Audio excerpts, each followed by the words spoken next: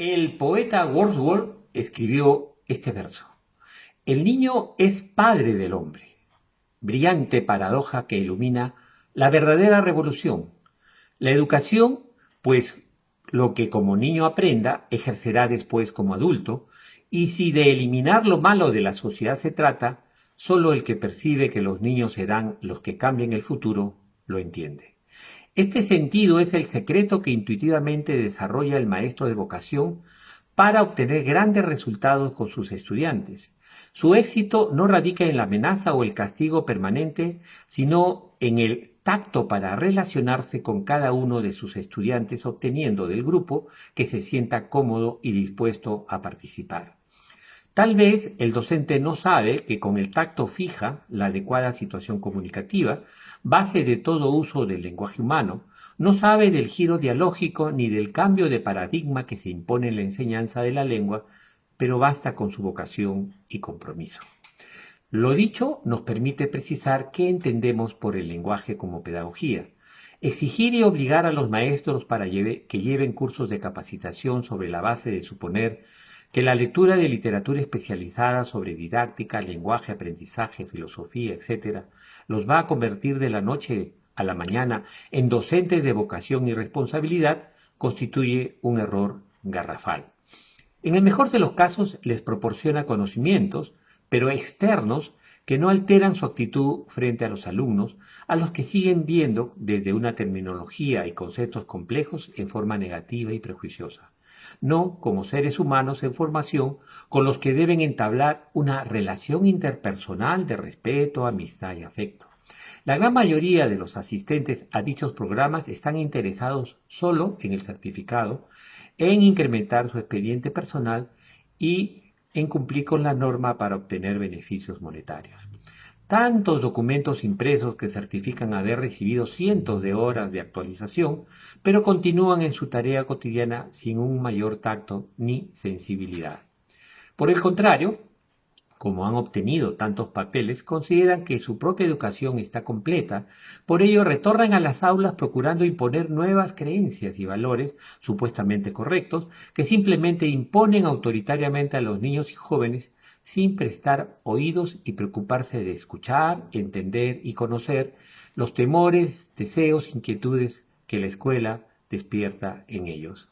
La buena intención de autoridades y funcionarios del sistema educativo termina reforzando la misma educación tradicional interiorizada por el maestro, cuya práctica es una pedagogía de la opresión y de la manipulación, de dominio de la autoridad docente sobre los jóvenes y niños alumnos. La verdadera pedagogía que deben aprender e interiorizar es la de la conversación, el diálogo y la cooperación inherente al uso de las palabras entre los seres humanos. El lenguaje como pedagogía impide anteponer a cualquier interacción comunicativa, y en especial en la enseñanza, prejuicios, imágenes previas o presupuestos que invalidan la posible articulación de una experiencia edificante a través del lenguaje verbal. Para participar de una tertulia, una actividad grupal amena o una labor entretenida, se tiene que asumir actitud de escucha, reconocer que aprenderemos de los otros y que necesitamos de la presencia de los otros porque son valiosos. El hablar inevitablemente incluye el reconocer al oyente como un interlocutor. La docencia es, en primer lugar, un hablar, un interactuar, una interacción discursiva que exige, como toda comunicación entre seres humanos, reconocer la situación compartida y al otro en sus propias peculiares circunstancias. Parafraseando a Voloshínov, el gran lingüista soviético del diálogo, podemos afirmar que la palabra del maestro siempre debe ser un puente entre un yo y otro. Esto es lo que significa asumir el lenguaje como pedagogía, reconocer que uno puede y debe aprender cómo usar adecuadamente las palabras, en especial en una interacción comunicativa formativa mutua. El maestro de vocación lo sabe intuitivamente y lo ha ido puliendo en su experiencia en el aula. Es hechura de sus estudiantes que ven en él a un amigo, un interlocutor, alguien con quien siempre vale la pena hablar. Un educador es un amigo que con tacto mantiene siempre vivo el interés y la confianza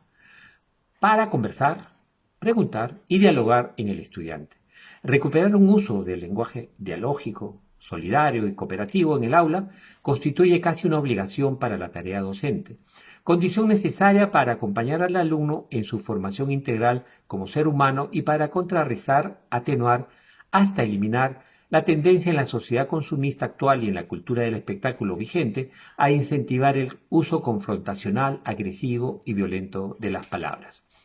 El culto a un individualismo egoísta y competitivo orientado a la ganancia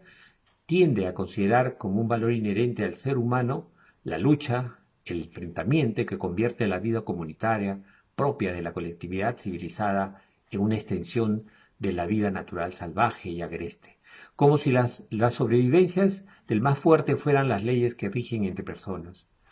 Desde la perspectiva del lenguaje como pedagogía y del uso pragmático, dialógico de la palabra, en la enseñanza se convalida la fuerza de la cooperación para la evolución de nuestra sociedad desde sus orígenes como una especie del orden de los primates perteneciente a la familia de los homínidos hasta el presente pletórico de asombrosa tecnología y ciencia. La cooperación establecida por los biólogos y genetistas en sus diversas formas, como reciprocidad directa, indirecta, selección de parentesco, grupo o espacial, ha perfilado la evolución de la vida misma y del Homo sapiens en particular. Los hombres y mujeres somos los seres vivos más cooperativos que existen en el planeta. La colaboración comunitaria ha sido determinante para la supremacía del ser humano frente a otras especies ancladas en la lucha y la sobrevivencia del más apto.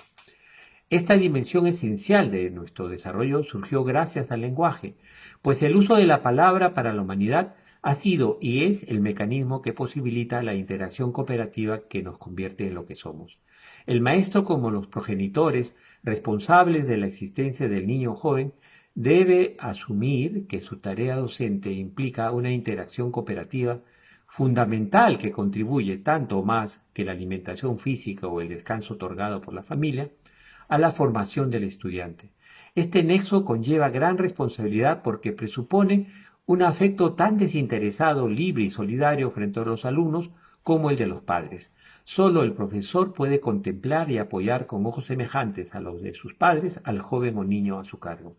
Esa tarea tiene la cercanía del afecto que existe entre los amigos que comparten la aventura del conocimiento y la distancia de quienes en toda conversación o charla amical respetan, reconocen y preservan la identidad de los otros. Es también el fundamento del respeto, la disciplina y el orden que requiere el proceso de aprendizaje. Estos objetivos señalados no se imponen por la fuerza, el temor al castigo y la violencia, sino por el diálogo, la cooperación mutua y la responsabilidad interiorizada, cuya existencia responde a un uso adecuado de la palabra en cada situación comunicativa y al tacto, a la sensibilidad y afecto que solo el maestro, como padre putativo, puede propiciar. Esto es lo que denominamos lenguaje como pedagogía.